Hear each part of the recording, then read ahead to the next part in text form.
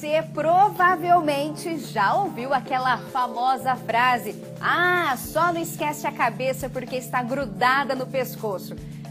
Muitas pessoas andam realmente sofrendo com a falta da memória e concentração.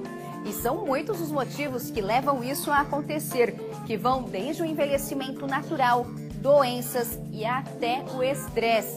Para começar este programa, vamos primeiro entender como funciona o processo de armazenamento das informações no nosso cérebro. O cérebro e seus caminhos. São nestas curvas que ficam armazenadas as nossas memórias, tanto as de curto como as de longo prazo. Para a gente estudar qualquer tema, a gente gosta de organizar. Então, o que é que a gente fala? Tudo que no cérebro vem de uma vez, né? Por exemplo, a gente está conversando, eu não fico pensando nas palavras que eu vou falar e a gente vai falando. Na memória é a mesma coisa. Para a gente organizar nosso estudo, a gente gosta de dividir em dois tipos de memórias básicas, né? A memória recente, que é você faz uma pergunta e eu respondo, e a memória do long term, que é a memória antiga, que é, vamos dizer, eu digo assim, como foi o seu primeiro encontro? Então você fecha o olho e lembra daquilo, você precisa parar para pensar. Então assim, essas duas tipos de memórias, elas costumam com a gente acontecer de forma simultânea. Tudo no nosso cérebro é interligado, portanto, diversas doenças e até o envelhecimento podem contribuir para o esquecimento. Uma das áreas mais sensíveis do nosso cérebro é a região da memória. Vou te dar alguns exemplos. Isso é uma doença que a gente chama amnésia global transitória. Às vezes o paciente está com um momento de estresse, uma situação muito aguda e ela tem um apagão da memória. A gente não sabe explicar o certo porquê. Alguns acham que é por alguma circuitaria, alguma falta de circulação, aquela região da memória é afetada. A memória recente, a pessoa não lembra do que aconteceu com ela. Isso é um problema agudo da memória. No longo prazo, o que é que a gente tem visto? As doenças de Alzheimer. Nosso cérebro vem envelhecendo, as funções dele, da mesma forma que a pele envelhece, que o músculo envelhece, o cérebro também envelhece. Então, é natural no envelhecimento a pessoa sentir alguma alteração nessa parte relacionada à memória, parte cognitiva como um todo e principalmente a memória. Por quê? Porque ela é mais sensível.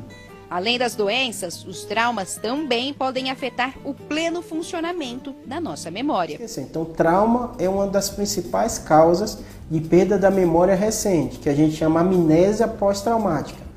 Então, se for no pronto-socorro, alguém que teve um acidente grave, ele não vai lembrar o que aconteceu, não vai lembrar a ambulância pegando ele e levando lá, e muitas vezes aquilo foi um dano transitório.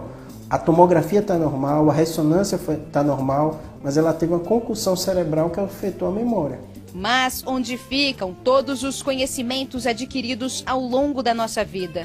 Em que parte do cérebro estão todas as informações que compõem a nossa memória? Assim, cada vez que a gente vai entendendo mais do cérebro, a gente sabe que menos a gente entende. Porque eu vou te explicar isso. Se você pegar qualquer livro clássico, vão te dizer, região temporal é responsável pela memória. Depois esse conceito se aumentou um pouco, então viu que tem toda uma circuitaria relacionada pela memória que não é só a região temporal.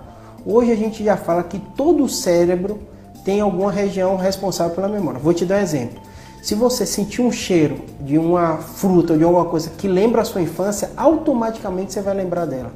Então você sente um cheiro, esse cheiro ativa a sua memória. Você vai ter aquela sensação daquela situação que você viveu. Isso pode ser com gosto de alimento. Se você comeu em um determinado restaurante, numa situação que foi muito legal para você, você sentir aquele alimento, você vai... Então assim, a parte gustativa pode afetar a memória, a parte olfativa também, a parte visual. Uma música que você ouviu, a parte auditiva pode afetar a memória. Então a gente sabe que assim, esquecemos aquele conceito que a gente tenta compartimentar, dizer assim, a memória é tal região. Realmente, região temporal, o corpo, a amígdala, toda a região tem um papel importante na memória, mas assim, todo o nosso cérebro tem regiões que ela, sem dúvida, armazena também.